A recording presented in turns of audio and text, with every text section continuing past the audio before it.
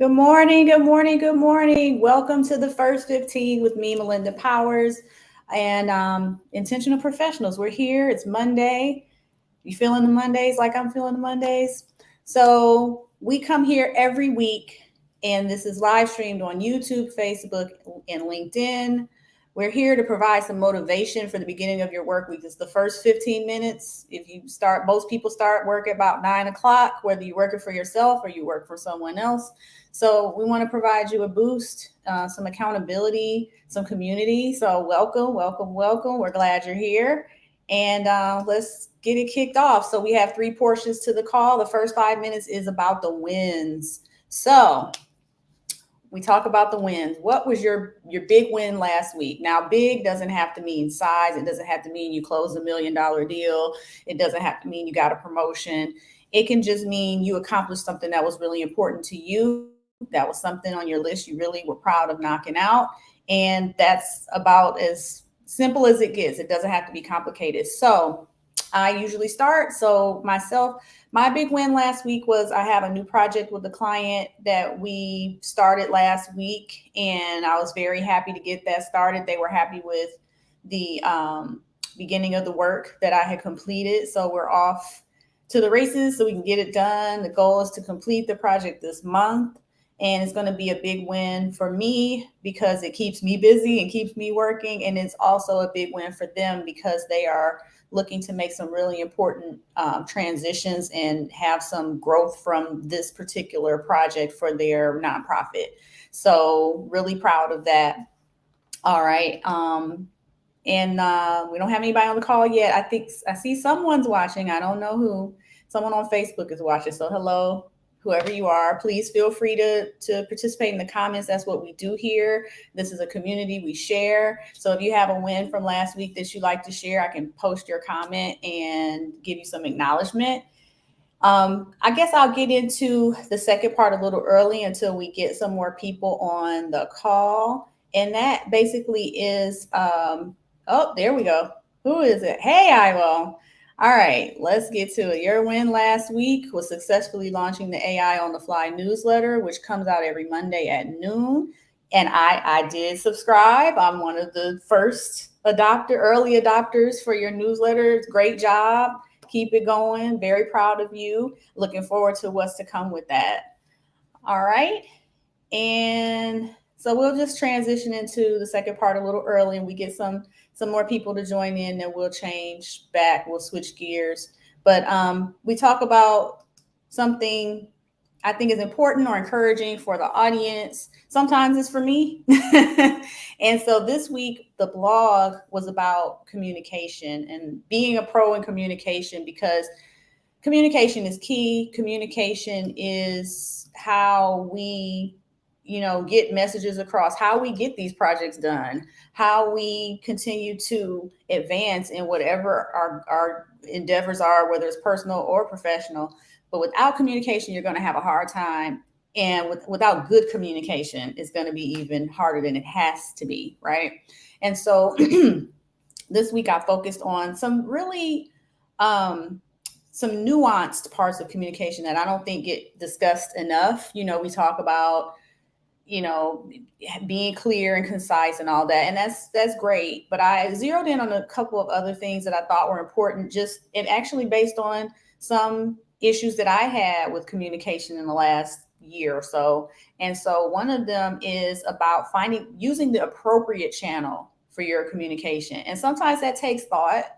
You can't just assume that just because you want to tell someone something that emailing them is going to be the best way to do it. If you have a relationship with this individual, you should know the best way to communicate with them, whether that's through experience or you can ask those questions. And it fascinates me sometimes how little we ask questions, direct questions. It's almost as if we don't want to know the answer sometimes, which can really hurt us because it will leave us in the dark about things, which I think sometimes is by design so that we don't have to take the responsibility if we don't know, like ignorance is bliss. But it really can hurt you in the long run. And not only that, I believe that when you are more direct, and it doesn't mean that you have to just be blunt. I mean, direct can be that you just make sure that everything is clear.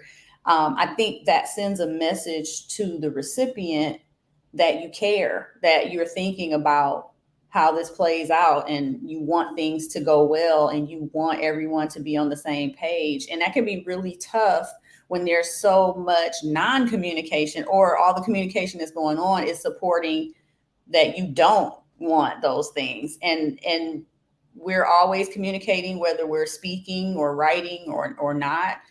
And I think sometimes people are very surprised by the messages they're transmitting by omitting actions and not doing things, being quiet. And it's worth paying more attention to, I think, is something I really do firmly believe in, because I see it play out all the time in professional and personal situations.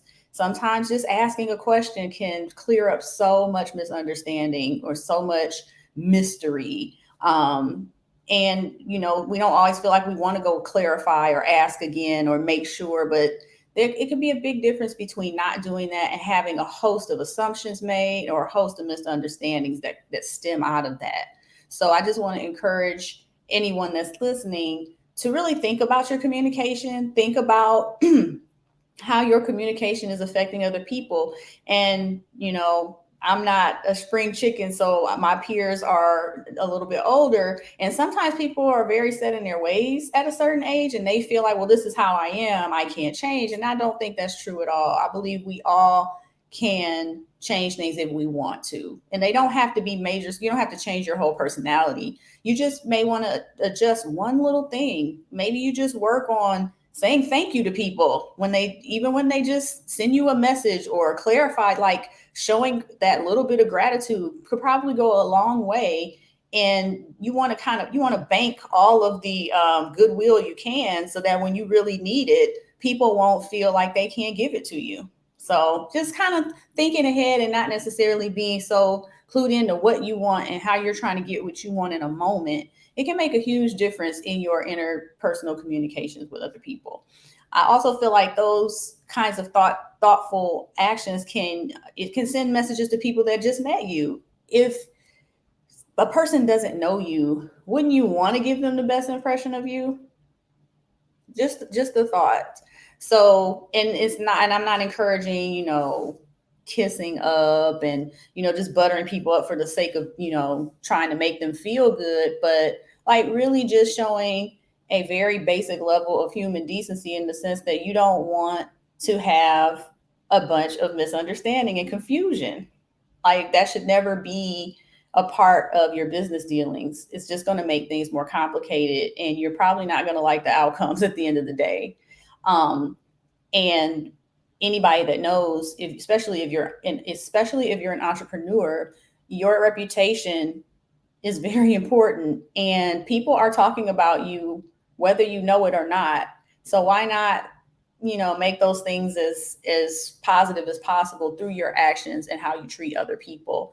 One thing that I am kind of known for is I love handwritten notes. I like to receive them a whole lot, but I send them a lot. I know my mailman is probably like, who are all these little cards going to? I mean, I have mail going out almost every day for thank yous to people that I sit down with and talk to, or that help me with something. And, every now and then I get one in return. I actually, my realtor, I bought my house 11 years ago in September. And she sent me a thank you card because I referred someone to her, that a couple they want a new build, and they're working with her because they asked me, who do you know? She's always going to be my top choice because she's always done those kinds of things. Even though I bought my house all those years ago, she still sends me gifts periodically, cards in the mail. And if I ever need her for anything, if it's a referral for some kind of home repair or something like that, she's always got somebody for me. She's never sent me anybody that wasn't good. And even one time there was a hurricane here that knocked down the fence in my backyard, and she actually sent her husband and sons over to my house to help me pick it back up. Now, I mean, how can you beat that? But she goes above and beyond. Every realtor doesn't do that, I'm sure. but she has made sure this is just a part of who she is, but she makes it a part of how she does business. And that is very endearing. I mean, I could never not recommend her. She's good at what she does and she cares. So that's a winning combination. So think about that when you're thinking about who you want to show up as in your business, or if you're working for someone else and maybe you're in sales, you want to leave good impressions on people. You don't want them feeling like, oh God, here they go again. They're calling me because they want something or they want me to buy something from them. Like, really show that you care. So it can happen in a lot of different forms. This is just a little tidbit. Go read the blog for a little bit of that insight. But I think I'm going to talk about this a little more because obviously it's something I'm very passionate about. And I don't think it gets discussed enough. So now we're into that last 5 minutes. It came so fast. It always does. I say this every week. So it's the me time. And so the me time is basically our goal setting part of the call. It's these last 5 minutes where we decide one thing that if we completed it this week, it would really make us feel accomplished. Um, so, and I'm going to be transparent. My me time for last week was to put my awning up over my front porch, the awning that I've owned for over a year now. I actually went to do that yesterday. I was feeling the pressure on me so hard because I had said it on this broadcast and I was going to feel so bad if it wasn't my win this morning. Unfortunately, it wasn't my win, but not because I didn't try to complete it. I ran into a snag as I was working on it. So that's kind of a leftover me time. I'm still going to get that done. But my other me time this week is that um, I think mine is going to be more about getting prepared for quarter 3 and having my plan laid out. I need to start putting that together and deciding the things I'm going to focus on and the things I'm not going to focus on. Because once you get to a certain point, especially into entrepreneurship, you have to say no more than you say yes. So I have to decide what are the absolute most important things that are going to be on my radar in quarter 3, what are going to be my goals that I want to complete by the time quarter 4 rolls around, and what am I going to have to do to make that happen. So I'm in those planning stages right now, and by the end of the month that has to be in place because July 1st is quarter 3. All right. Oh, hi Anthony, how are you? You still need to carve out time for your future business connections. Oh, it's not a failure. You just didn't make it, but there's always this week. We don't want to make that a habit, but don't beat yourself up. Please don't do that. All right, we're here to support you. And so Ivo has her me time. My goal for this week is to complete and send my resume for a remote job offer. That would be a real step in my career. As a self-employed person, I haven't seen a resume since a resume in years. So getting it right is important. That listen, we could have a whole call about that alone. Resumes are, whoo, that's a whole universe of things. All right. Hi, Errol. You made it just with a few minutes left. Share it. You got to win. You got a me time. You got it. You got a few, like 3 minutes, 2 minutes. Hey, Anthony. So, yeah. The resume thing is deep and it has changed a lot since we were first in the workforce.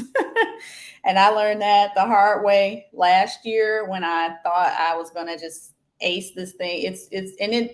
And I think every industry is different. They have their own things they like to see. And you kind of have to have some insiders on your team to guide you in that way. Otherwise, you're probably going to be just sending out things that aren't going to land. And it's always good to know somebody where you're applying because these days, that it's just not common that you're going to be able to just send a blind resume in and it gets picked up. And that software, the software is. I got some tips. Contact me, Ivo, so I can give you some of the tips I learned recently that are really cool that might help you as well. All right. Hey, Lauren, how are you? You're preparing for next week's small business leadership workshop you're teaching. Awesome. Yes. And I know you're a very good preparer, so I'm sure it'll be fabulous. Oh, okay. The insider made the offer. The resume is for HR. Okay. Never mind. You got it. But yeah, just in case, I just wanted to share those couple things. All right. You're redoing a bathroom this week. Can't wait to see the final product. Okay, we got Mr. DIY over here. We love it. We love to see it. Did I? Oh! See, you missed it. I spoke about this, but I'll circle back around for you since you're holding me accountable. I like to see it. No, I did not. I actually ran into a what would you call that, logistical issue that I didn't anticipate when I have all the tools. I was ready to go. I got the ladder from my neighbor. And when I started to plot out where the screws were going to go, it doesn't appear that I'll be able to open my front door. And maybe not the front door, because that door opens in, but the storm door opens out. So I don't think it's going to clear the awning. So I have to figure out, I don't know if I can move it, and I'm not sure if I'm totally precise. I have to do a little bit more measuring to see how accurate that is. It doesn't look like I can do it just by myself, because these metal bar, like, it's very cumbersome because it's all in pieces. You can't put it all together first before you mount it. So I'm probably going to need somebody to kind of spot me and help me out for me to figure out whether or not it's really going to hang that low. I'm not entirely sure, because I'm just kind of like estimating it. So thank you for asking. No, it's not done yet, but I am going to figure that out because I am a problem solver, and that is annoying, and I need to put it up. All right, so we've gone a little bit over. That never happens, but thank you everybody for showing up. Thank you for participating. We love to see your comments, and invite people if you think they might be interested in something like this. It's really short and sweet. And with all of that, I bid you adieu. Have a great week, everybody. Bye.